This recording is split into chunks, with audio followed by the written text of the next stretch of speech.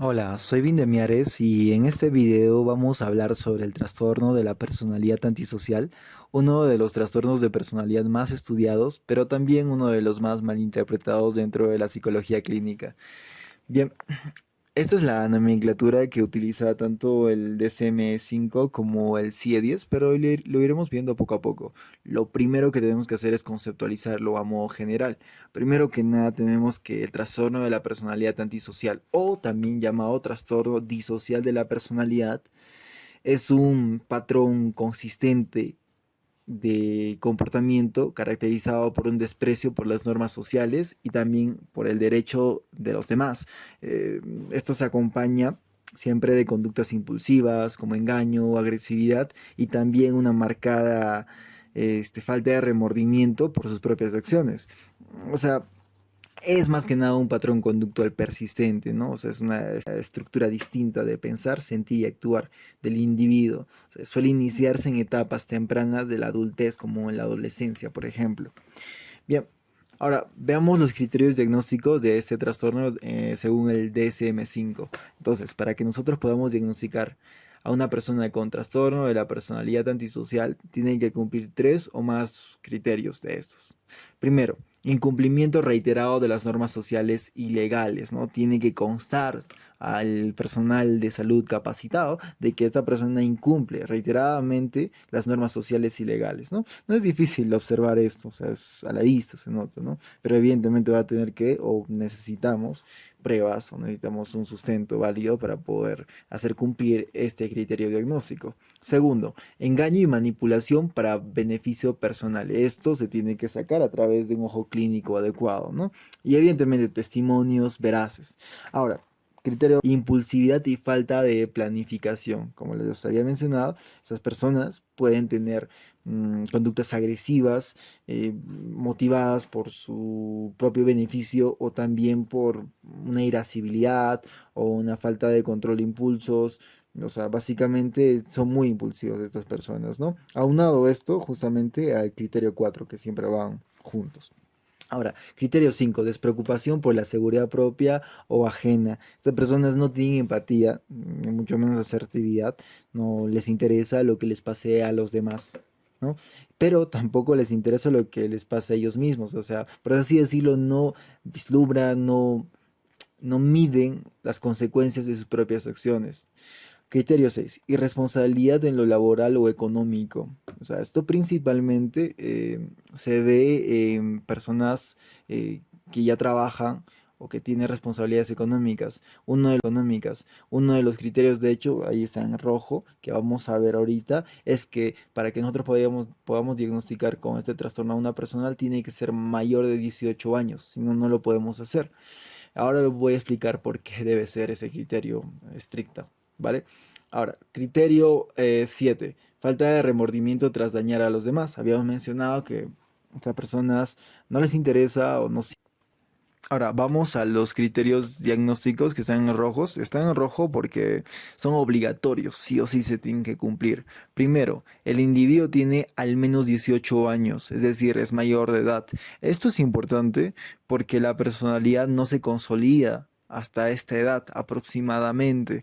Está bien, todos somos distintos, pero para criterios diagnósticos al menos se toma en cuenta que tienen que tener 18 años porque de esta manera ya podemos considerar que no es un problema de adolescencia, no es un problema temporal, sino es un trastorno de personalidad persistente. Bien. El otro criterio diagnóstico obligatorio es no ocurre durante episodios de esquizofrenia o trastorno bipolar, porque muchos de los criterios diagnósticos que hemos visto antes pueden ocurrir durante episodios o crisis esquizofrénicas o bipolares. Entonces hay que tener cuidado de que no haya otro trastorno lógico detrás que esté explicando mejor estas características. Bien, esta es una mnemotécnica que te dejo para que puedas recordarte los 7 criterios diagnósticos. Ahora, hablemos sobre los criterios diagnósticos del CIE-10 de este trastorno. Como hemos mencionado en anteriores videos, el CIE-10 primero te solicita que tenga que cumplir 6 criterios diagnósticos del trastorno de personalidad específico, o sea, F60. Y una vez que cumpla con estos 6 criterios diagnósticos, recién podemos especificar qué tipo de trastorno psicológico, pero qué tipo de trastorno de personalidad tiene. Entonces, deben cumplirse los criterios generales. Primero, pensar, sentir y actuar se desvía de las normas culturales en más de un área. O sea, ya sea cognitiva, afectiva, control de impulsos y todo lo demás que ahí se puede observar. En el criterio general 2 es patrón rígido y desadaptativo en múltiples contextos. Tiene que sí o sí ser persistente en varias áreas de su vida, en varios contextos, ¿no? Para que uno pueda decir es parte de su personalidad y no solamente es una desadaptación al entorno, ¿sí? Ahora, criterio general 3 genera malestar significativo, ¿no? Y deterioro social. O sea, evidentemente, como es un patrón rígido, los trastornos de la personalidad son patrones rígidos de comportamiento, es decir, las personas no se adaptan a su entorno. Por eso justamente es que es un trastorno de personalidad. Entonces, al no hacerlo, la sociedad, imposible que se adapte a ellos. Entonces, ellos sufren. Ellos generan o ellos tienen malestar significativo porque la sociedad no se adapta a ellos, ¿no? Y justamente esa es la razón por la que los estamos diagnosticando con este trastorno, porque nosotros somos la sociedad y lo estamos diagnosticando con esto. Ya bueno, criterio general 4, patrón estable de larga duración y de inicio temprano, ¿no?